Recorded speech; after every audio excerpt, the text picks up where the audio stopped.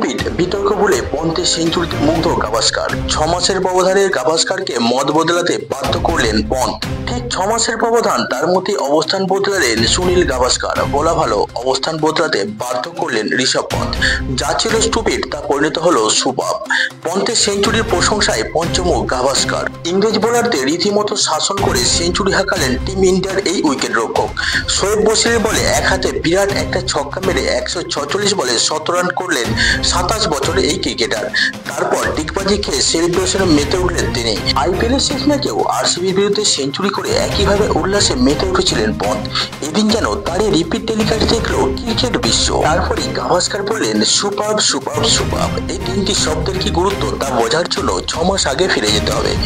Aussie সফরে Melbourne টেস্টে 5 wicket হারানো অবস্থায় রবীন্দ্র জাদেজা এবং পন্থের দিকেই তাকিয়েছিল গোটা দেশ। কিন্তু স্কট বোল্যান্ডের পাতা ফাঁদে পা দিয়ে আউট হন পন্থ, যা দেখে গাভাস্কার বলে উঠলেন স্টুপিড স্টুপিড স্টুপিড।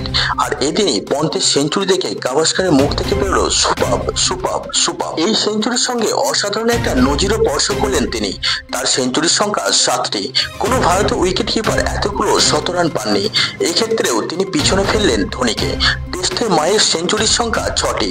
ইংল্যান্ডের মাটিতে এটি দ্বিতীয় সেঞ্চুরি পন্থের। বন্ধুরা, ক্রিকেটের নিত্য নতুন খবর পেতে আমাদের ক্রিক বাংলা ইউটিউব চ্যানেলটিকে এখনই সাবস্ক্রাইব করে রাখুন।